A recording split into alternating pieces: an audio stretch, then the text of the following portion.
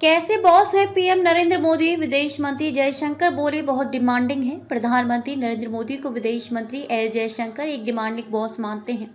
हाल ही में एक कार्यक्रम के दौरान उन्होंने ये बात कही। उन्होंने कहा कि पीएम मोदी के सामने बात रखने से पहले आपको पूरी तैयारी करनी होती है, क्योंकि वे पहले से ही तैयारी करते हैं। उन्होंने बताया कि पीएम खुलकर चर्चा करने का माहौल बनाते हैं और काम करने की आज़ादी देते हैं। आदित्य बिरला समूह की तरफ से दी जाने वाली छात्रवृत्ति के रजत जयंती समारोह में जयशंकर ने कहा, हर रोज मेरा अप्रेजल होता है। ईमानदारी से कहूँ तो वह बड़े डिमांडिंग बॉस हैं। मैं ऐसा इसलिए कह रहा हूँ क्योंकि वह तैयारी करते हैं। अगर आपको कुछ चर्चा करनी है तो आपको भी पूरी तैयारी करनी होगी। आपको पता होना चाहिए कि आप क्या बात कर रहे हैं।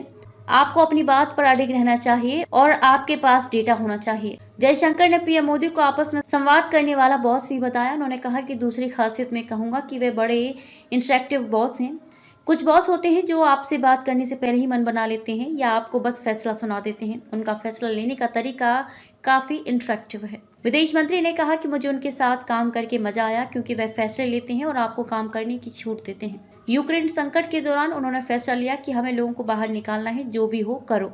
वायुसेना का इस्तेमाल करो, नागरिक उड्डयन का इस्तेमाल करो, लोगों से बात करो। अगर मुझे किसी को फोन कॉल करना है तो मैं करूंगा। अगर आपको मंत्री भेजने हैं तो भेजो। वे आपको काम करने की आज़ादी देते हैं। उन्होंने कहा कि ऐसा नहीं है कि वह आपको ट्रैक नहीं कर रहे, लेकिन वे माइक्रो मैनेज नहीं करते।